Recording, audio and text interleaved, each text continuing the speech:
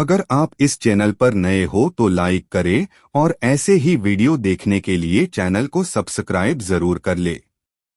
श्री गीता उपनिषदों का सार है। महाभारत युद्ध के समय रणभूमि में भगवान श्री कृष्ण ने अर्जुन को जो ज्ञान दिया था वह गीता में बताया गया है। गीता में ऐसी बहुत सी बातें हैं जो मनुष्य को जीवन की कई कठिनाइयों को आसान बनाती है। इतना ही नहीं, गीता पढ़ने पर मनुष्य को बहुत सी नई जानकारियां भी मिलती है। साथ ही हर अध्याय के नियमित पाठ का अपना लाभ और महत्व। ज्योतिषी ने देवी पार्वती को गीता के पहले अध्याय के पाठ का महत्व जो बताया है वही यहाँ आपके लिए प्रस्तुत है। लेकिन गीता के पहले अध्याय के महत्व को जानने से पहले जान लीजिए श्रीमद्भगवद्गीता के प्रथम अध्याय की खास बातें।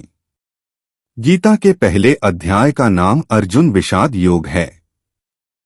इस अध्याय में कुरुक्षेत्र के मैदान में उपस्थित बंधुओं और संबंधियों को सामने देखकर अर्जुन के मन में उठे विषाद और मनःस्थिति का वर्णन किया गया है, जिसे संजय धृतराष्ट्र को बताते हैं। एक समय पार्वती जी ने पूछा है, महादेव जी, किस ज्ञान के बल पर संसार के सब लोग आपको शिव कहकर पूजते हैं? मृगछाला ओढ़े और अपने सभी अंगों में शमशान की विभूति लगाएं, गले में सर्प और नर मुंडों की माला पहने हुए हो।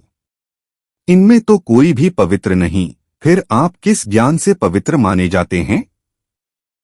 तब महादेव ने उत्तर दिया कि हे प्रिय, सुनो, मैं गीता ज्ञान को अपने हृदय में धारण करने से पवित्र माना जाता हूँ।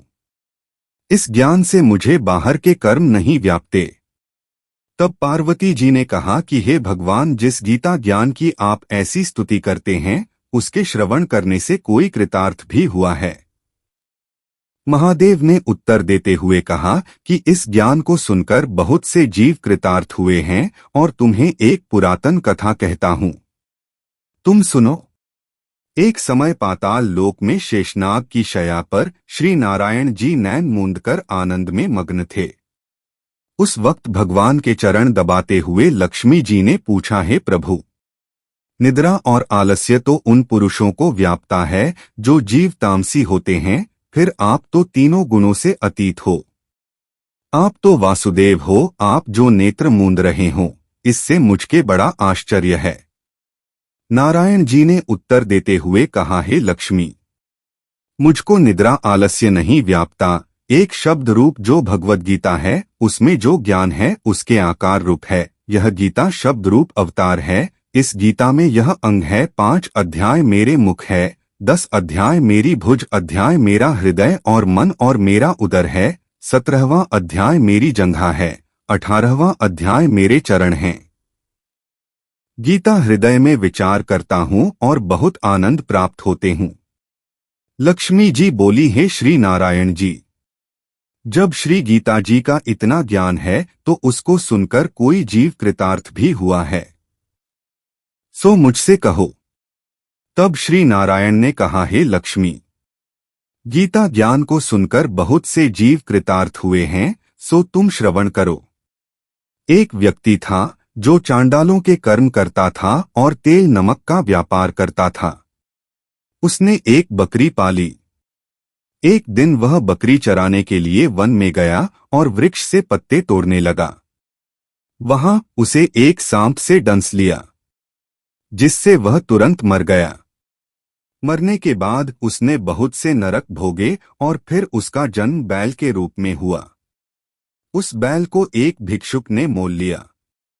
वह भिक्षुक उस पर चढ़कर सारे दिन मांगता फिरे। जो कुछ भिक्षा मांगकर लाता वह उसे अपने परिवार के साथ मिलकर खाता और वो बैल सारी रात द्वार पर खड़ा रहता। उसके खाने पीने का भी करता था और सुबह होते ही बैल पर चढ़कर फिर मांगने निकल जाता। जब बहुत दिन हो गए तो वह बैल भूख से का फल दे, तब भी उस बैल के प्राण नहीं छूटे। एक दिन गणिका आई। उसने लोगों से पूछा, यह कैसी भीड़ है? तो उन्होंने कहा कि इसके प्राण नहीं निकलते, अनेक पुण्यों का फल दे रहे हैं तो भी इसकी मुक्ति नहीं होती। तब गणिका ने कहा कि मैंने जो कर्म किया है उसका फल मैंने इस बैल को दिया है। इतना कहते ही बैल की मुक्ति हो गई।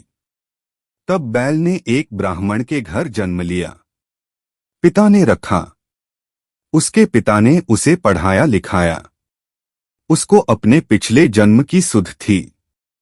उसने एक दिन मन में विचार किया, जिस गणिका ने मुझे बैल की योनि से छुड़ाया था,